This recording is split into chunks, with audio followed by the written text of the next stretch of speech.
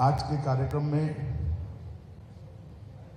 यहाँ मंच पर उपस्थित इसी पवित्र धरती के धरती पुत्र और भारत के महामहिम उपराष्ट्रपति महोदय सम्माननीय एम वेंकैया नायडू जी,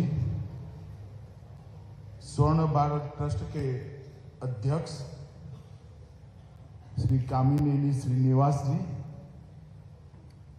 स्वर्ण भारत ट्रस्ट की सभी गतिविधियों का जो केंद्र बिंदु विगत 20 सालों से हैं, ऐसी श्रीमती दीपा वेंकट इम्माणी जी, श्री मुप्पावा रापू हर्षवर्धन जी, और आज इस छोटे मगर बहुत महत्वपूर्ण कार्यक्रम में उपस्थित प्यारे भाइयों और बहनों, आप सभी को नमस्कार।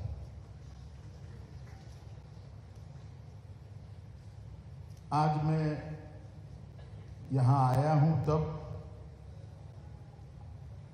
स्वाभाविक रूप से वेंकैया नायडू जी का नेटिव प्लेस है और इनके नेटिव प्लेस पर हर भारत के सार्वजनिक जीवन के व्यक्ति ने एक छोटी सी भी गतिविधि अपने मूल के साथ जुड़े रहने के लिए करनी चाहिए।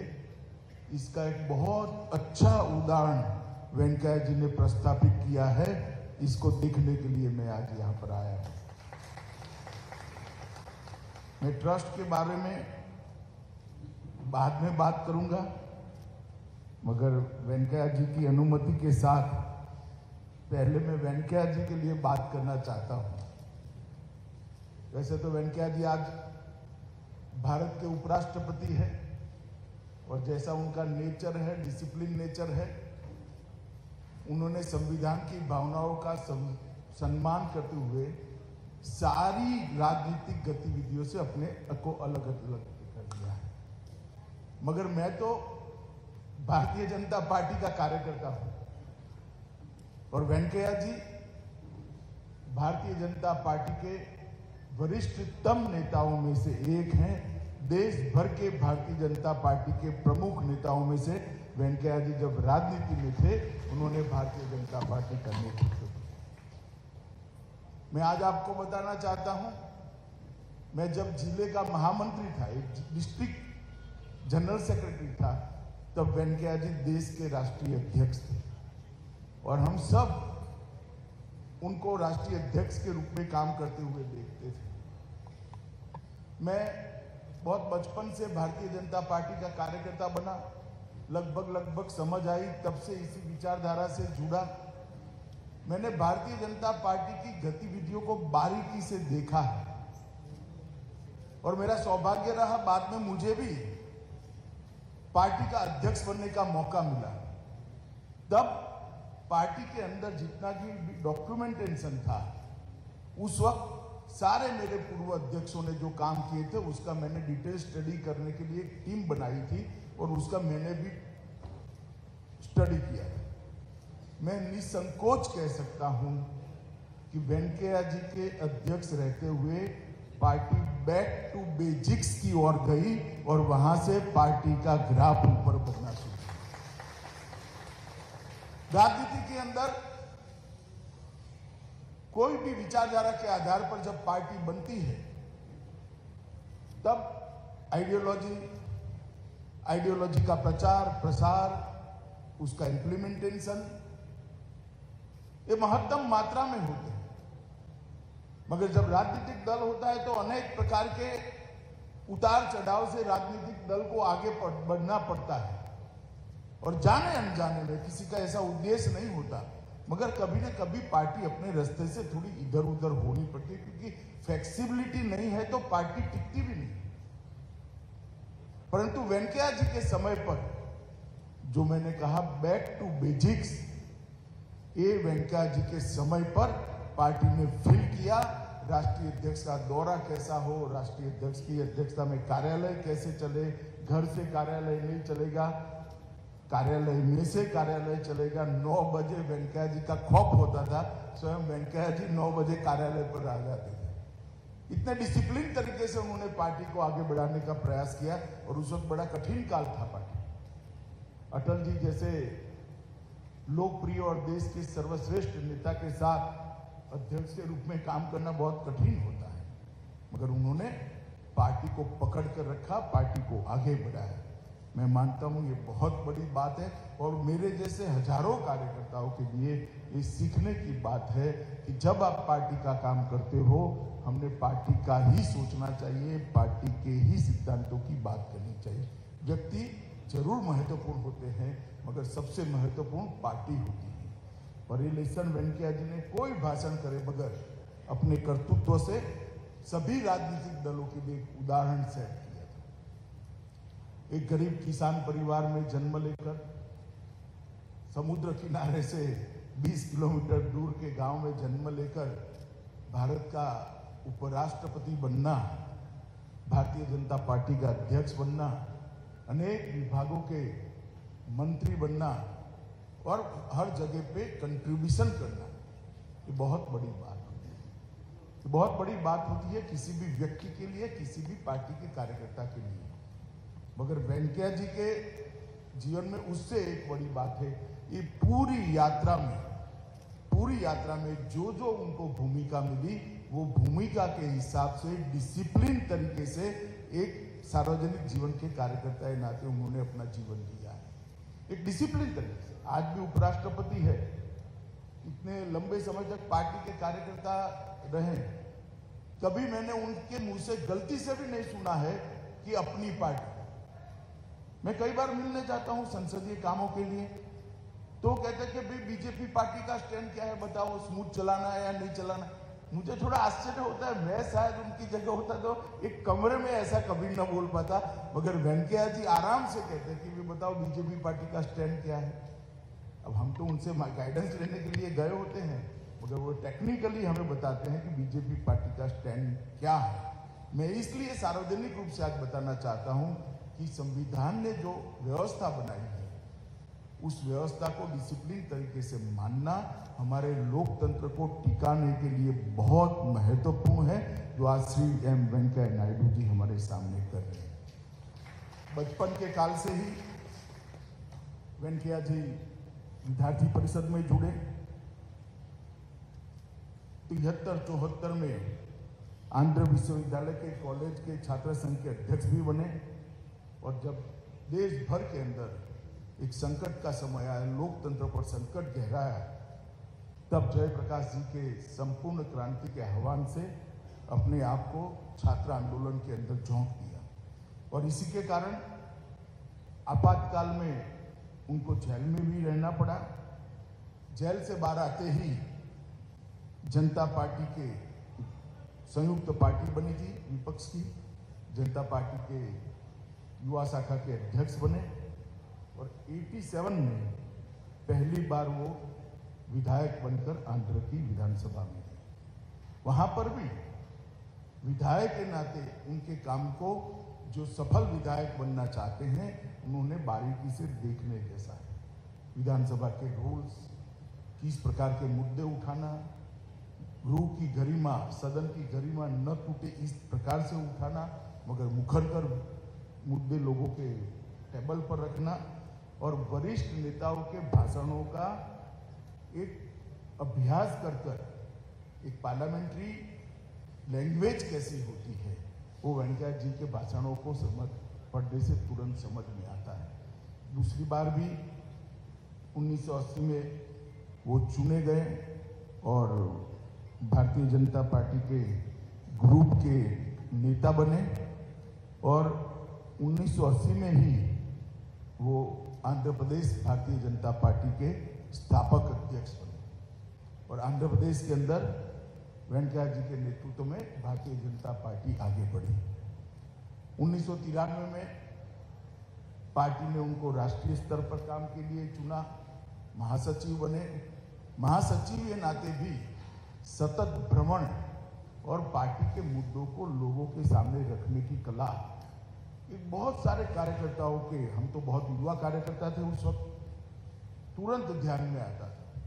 98 में वो राज्यसभा के सांसद बने, और 4 बार राज्यसभा के सांसद के नाते उन्होंने राज्यसभा के अंदर बहुत सारी महत्वपूर्ण चर्चाओं में भाग लिया। जब अटल जी की सरकार में मंत्री बनने का मौका आया तब उन्होंने स्वयं ग्रामीण विकास की मंत्रालय के लिए अटल जी से बात करी थी। ये भारत के गांव के प्रति वेंकैया जी का जो लगाव है वो बताता है कि ग्रामीण भारत का विकास करने के लिए ग्रामीण विकास मंत्री बनकर किस प्रकार से वो कंट्रीब्यूट कर सकते हैं। और 11 से 14 तक आपदा प्रबंधन पर संसदीय फोरम के उपाध्यक्ष भी रहे हैं और कई सारे डिपार्टमेंट उन्हें पार्लियामेंट्री अफेयर्स हो, अर्बन डेवलपमेंट हो, ग्रामीण विकास हो, ये सारे डिपार्टमेंट उन्होंने बहुत अच्छे तरह से उन्होंने संभाले हैं। और आज भी जब भी मिलते हैं तब उनके अंदर किसानों के लिए छटपटाहट जो है वो छिप नहीं सकती, वो सरफेस पर आ जाती है। किसानों के लिए क्या करना चाहिए, सरकार क्या कर रही है, नीचे तक पहुंच रहा है या नहीं पहुंच रहा है, ग्रामीण विकास के लिए क्या वो कर रहा है, उसकी बहुत अच्छे तरीके से वो मीमांसा भी करते हैं और जानकारी से अपने आप को अपडेट भी करते हैं। वेंकैया जी उनके वन लाइनरों के लिए बहुत प्रसिद्ध है। मुझे आंध्र प्रदेश के कार्यकर्ता के उन्होंने पुराने जीवन का एक वन लाइनर कहा था जो उनके समकक्ष थे उस वक्त, कि वेंकैया जी जब 370 के लिए आंदोलन कर रहे थे उनकी युवा अवस्था में, तब प्रोफेसर ने कहा कि कश्मीर कभी देखा है, और अगर कश्मीर नहीं देखा है तो काहे को यहां आंदोलन कर रहे हो। वेंकैया जी ने फटाक से कहा था, आपकी एक आंख ने दूसरी आंख देखी है क्या? मगर ये आंख फोड़ देंगे तो इस आंख को दर्द होगा या नहीं होगा। ऐसा उस जमाने में युवा अवस्था में जवाब देना बहुत बड़ी बात है।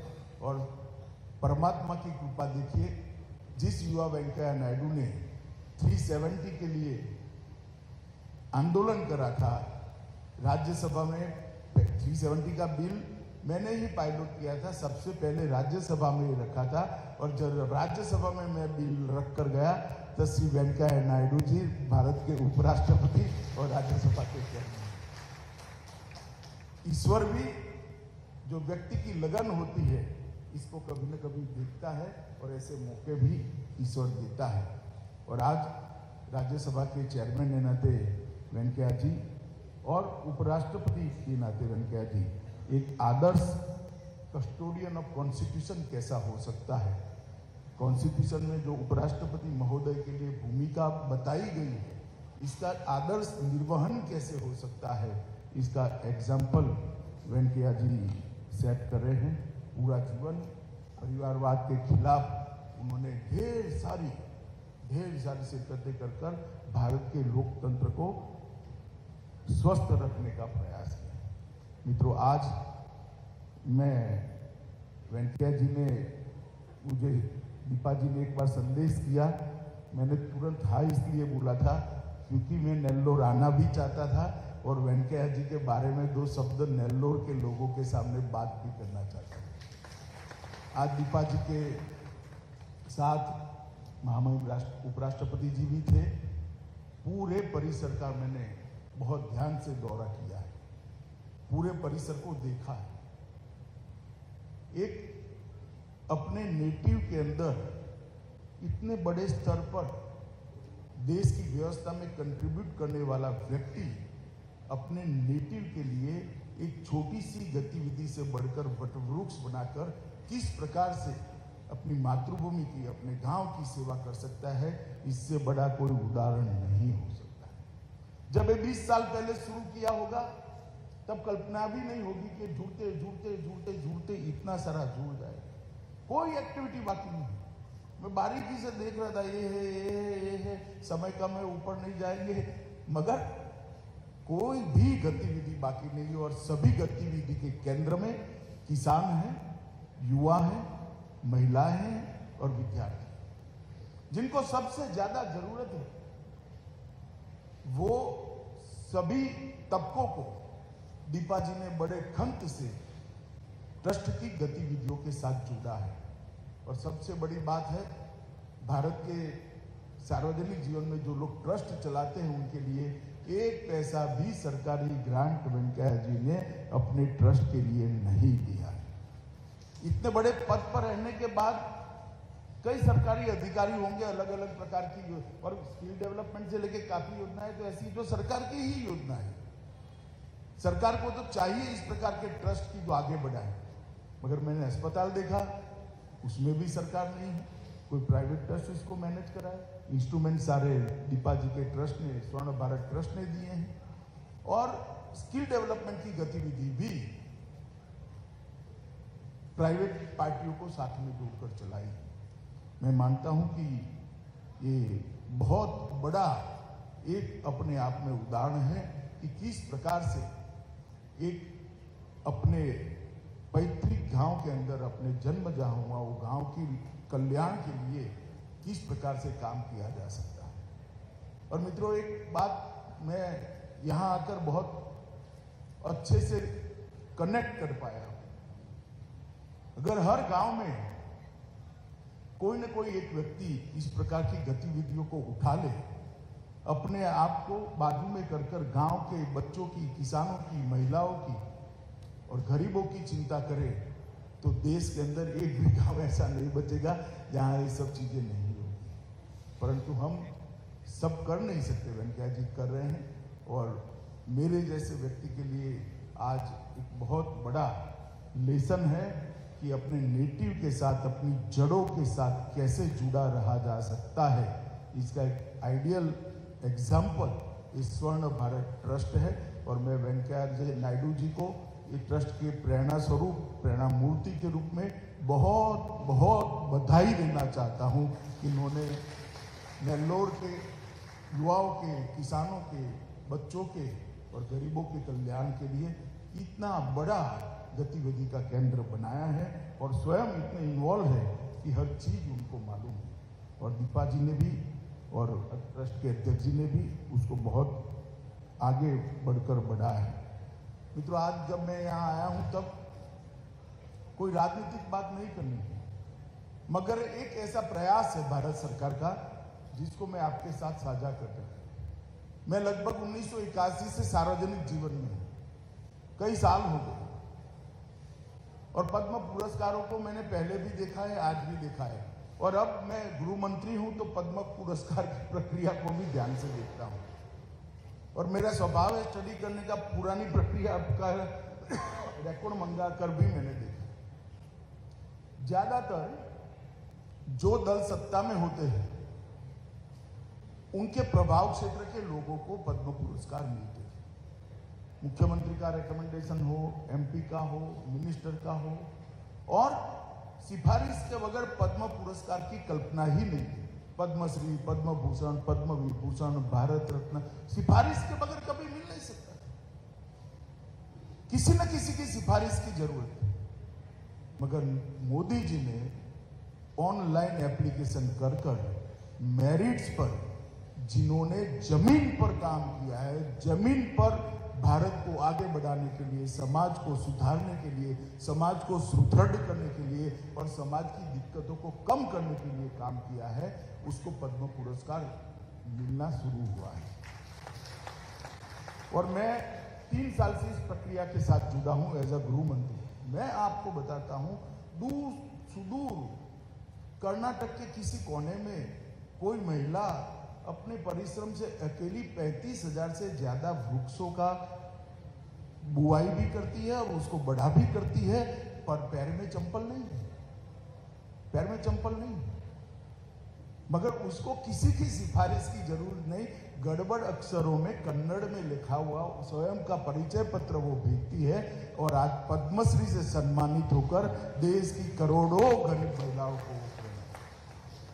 कोई व्यक्ति ऐसा कोरोना काल में होता है जब अपने परिवारजनों का कोई संस्कार नहीं करता था, अंतिम संस्कार नहीं करता था, म्यूनिसिपैलिटी वाले ले जाते थे, और मैंने तो दिल्ली में देखा है 400 लोगों के संस्कार पेंडिंग थे। मुझे स्वयं वो शीत गृह में जाना पड़ा था। उस वक्त एक व्यक्ति 600 लोगों का संस्कार करता है, परिवारों के साथ धार्मिक विधि कर कर, उनकी क्रिया वहाँ कर कर वो करता है, और उसको पद्मश्री लेने के लिए किसी की सिफारिश की जरूरत नहीं पड़ती है। ये बहुत बड़ी बात है। एक मुस्लिम सज्जन है, लावारिस लाशों को, कोई भी पुलिस स्टेशन में लखनऊ में लावारिस लाशों को आज तक आप मान नहीं सकते, मुस्लिम सज्जन ने 30,000 से ज्यादा लावारिस लाशों का अग्नि संस्कार किया है, और वो सारे के सारे हिंदू थे, बहुत कम मुस्लिम। अब ऐसे व्यक्ति को पद्मश्री मिलता देखकर साफ अर्थ में मैं भावुक हूं कि मोदी जी ने इस प्रक्रिया को कितनी ट्रांसपेरेंट कर दिया, पारदर्शी किया, और उसका लोकतांत्रिकरण किया, डेमोक्रेटिक बना। किसी की सिफारिश, मेरिट्स में ही निर्णय होता है, और कंट्रीब्यूटर जो है, जब उसको एक्नोलेजमेंट होता है, उसको पुरस्कार मिलता है, तो समाज के लिए वो प्रेरणा का स्थान होता है। चाणक्य ने शासन के 2 अति महत्वपूर्ण गुण बताए, अच्छा करने वालों को पुरस्कार और बुरा करने वाले को दंड। ये दोनों राजा ने तत्परता के साथ देना चाहिए, और मैं मानता हूं मोदी जी ने पद्म पुरस्कारों के माध्यम से इसको जमीन पर उतारा है। आज एक छोटी सी बात, क्योंकि मैं इस प्रकार की गतिविधि के सेंटर पे आया हूं जो निस्वार्थ रूप से चल रही है, तो आपके ध्यान पर रखनी थी।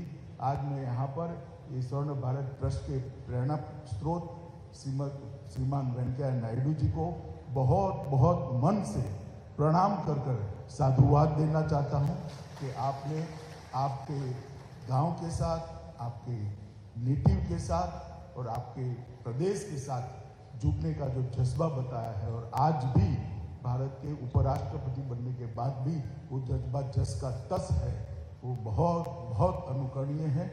ट्रस्ट के अध्यक्ष जी श्रीनिवास जी और बहन दीपा को भी मैं बहुत बहुत शुभकामनाएं देता हूं कि जिस प्रकार की गतिविधि आप यहाँ पर कर रहे हो, ये बहुत सारे लोगों के लिए प्रेरणा का कारण बनेगी।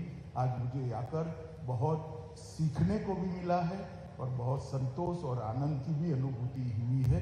उसको व्यक्त कर मेरी बात को मैं समाप्त करता हूँ। वंदे मातरम।